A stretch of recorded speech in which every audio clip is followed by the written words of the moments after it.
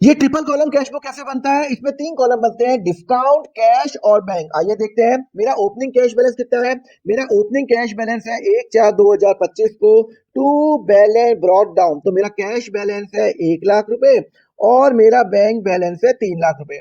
अब बोलता है मुझे कैश रिसीव्ड हुआ रवि से 2400 रुपए और मैंने 100 रुपीज उसको डिस्काउंट दिया। एक बात बताओ, जब मुझे कैश रिसीव होगा तो मैं यहाँ एंट्री करूंगा टू रवि, कितना मिला 2400, और डिस्काउंट के अंदर मैं लिख दूंगा 100 लिख दूंगा, क्योंकि मैंने उसको कितना डिस्काउंट दिया, 100 रुपये मैंने डिस्काउंट दिया।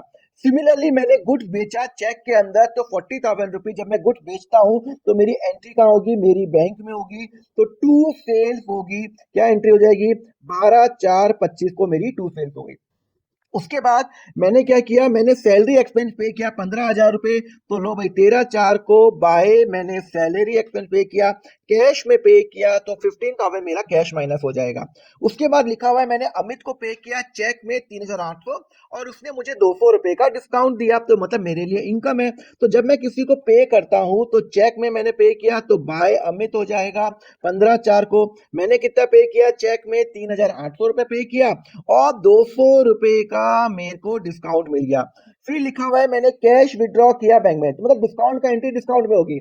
मैंने कैश विड्रॉ किया बैंक में। एक बात बताओ, जब मैं कैश विड्रॉ करूंगा तो मेरा कैश बैलेंस बढ़ेगा, तो मेरा कैश कितना बढ़ेगा, मेरा कैश बढ़ेगा 12,400 और कैश में मैं लिखूंगा बैंक लिखूंगा 28/4, ये मेरी कॉन्ट्रा एंट्री है तो सी। और सिमिलरली मेरा बैंक बैलेंस भी तो कम होगा, तो यहाँ पे मैं लिखूंगा मेरा बैंक बैलेंस कम हो रहा है 12,400, मेरा बैंक बैलेंस कम हो रहा है और यहाँ कॉन्ट्रा एंट्री लिखूंगा और बैंक के अंदर मैं लिखूंगा कैश लिखूंगा।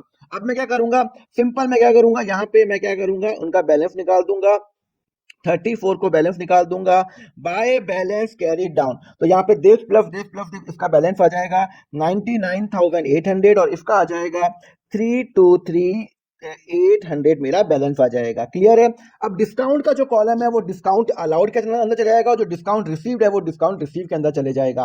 और ऐसी फंडा के लिए फॉलो करो अकाउंट फंडा।